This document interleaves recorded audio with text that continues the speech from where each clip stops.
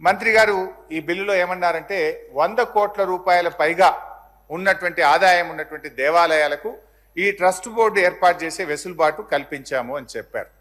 అయితే 100 కోట్లకు పైగా ఇప్పటికే మన తెలంగాణ కాశీగా మనం దక్షిణ కాశీగా పేరుగాంచినటువంటి వేములవాడలో కూడా 127 కోట్లకు పైగా ఆదాయం వస్తూ ఉంది. సో ఎట్లయితే ఈరోజు యాదగిరిగుట్ట లక్ష్మీనరసింహస్వామికి బోర్డు ఏర్పాటు చేస్తున్నామో 100 కోట్లు దాటి 127 కోట్ల రూపాయల ఆదాయం వస్తున్నటువంటి వేములవాడ టెంపుల్కు కూడా మీరు వెంటనే ట్రస్ట్ బోర్డు ఏర్పాటు చేయాలని చెప్పి మేము కోరుతా ఉన్నాం. ఎందుకంటే 100 కోట్లు దాటితే ఏర్పాటు చేయొచ్చని మనం ఈ చట్టంలోనే ఈరోజు పొందుపరిచాం. ఆల్రెడీ మనకు 100 కోట్లు దాటినటువంటి దేవాలయం వేములవాడ ఉంది. సో దానికి కూడా ఈ తరహాలో ట్రస్ట్ బోర్డు ఏర్పాటు చేయాలని చెప్పి నేను మీ ద్వారా గౌరవ మంత్రి గారిని కోరుతా ఉన్నాం. ఈరోజు ఈ దేవాలయం ఇంత అద్భుతంగా అభివృద్ధి జరిగిందంటే సరే మాకు మేము చెప్పుకోవాల్సిన అవసరం లేదు అధ్యక్ష.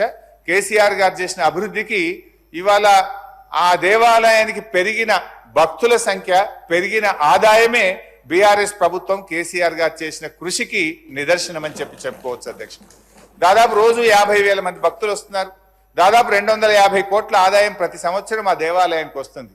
అంతకుముందు దేవాలయం అభివృద్ధి జరగకముందు ఎంత వచ్చింది, ఈ రోజు ఎంత వచ్చింది అనేటువంటిది మీరు ఒకసారి పరిశీలిస్తే మా ప్రభుత్వం మరి ఎంత చిత్తశుద్ధితో ఈ దేవాలయాన్ని అభివృద్ధి చేసిందో మనం కొత్తగా చెప్పుకోవాల్సినటువంటి అవసరం లేదు.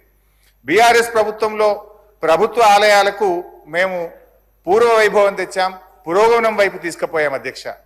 దురదృష్టం ఏంటంటే 15 నెలల కాంగ్రెస్ పాలనలో దేవాలయాల అభివృద్ధి పూర్తిగా తిరోగమనం పట్టింది.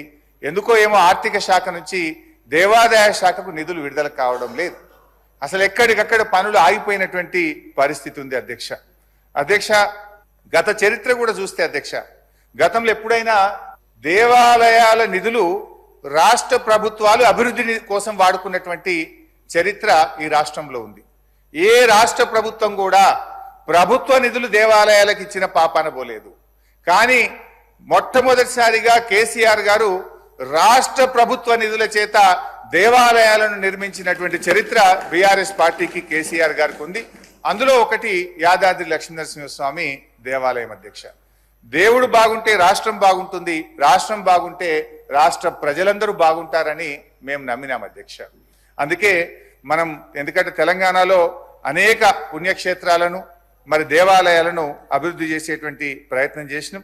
అదేవిధంగా విమాన గోపురానికి సంబంధించి ప్రశాంత్ అన్న చెప్పిండు, మా మిత్రులేమో మేము నిర్మించినాం అని అన్నారు. నేను కూడా నా సిద్దిపేట నియోజకవర్గం నుంచి 2 కిలోల బంగారం భక్తులు మేము వెళ్ళి నా డబ్బులు కూడా కలుపుకొని వెళ్ళి దేవాలయంకు సమర్పించి రావడం జరిగింది. కేసీఆర్ గారు కూడా స్వయంగా 1 కేజీ 116 గ్రాములు వారు కూడా ఇచ్చారు.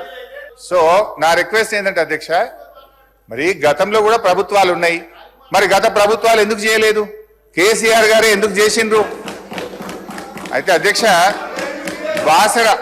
బాసర దేవాలయానికి 50 కోట్ల రూపాయలు, భద్రాద్రి రామాలయంకు 50 కోట్లు, ధర్మపురి లక్ష్మీనరసింహస్వామి ఆలయానికి 50 కోట్లు, వేములవాడ రాజరాజేశ్వర స్వామి ఆలయానికి 70 కోట్ల రూపాయలతో అభివృద్ధి చేయడం జరిగింది అధ్యక్ష.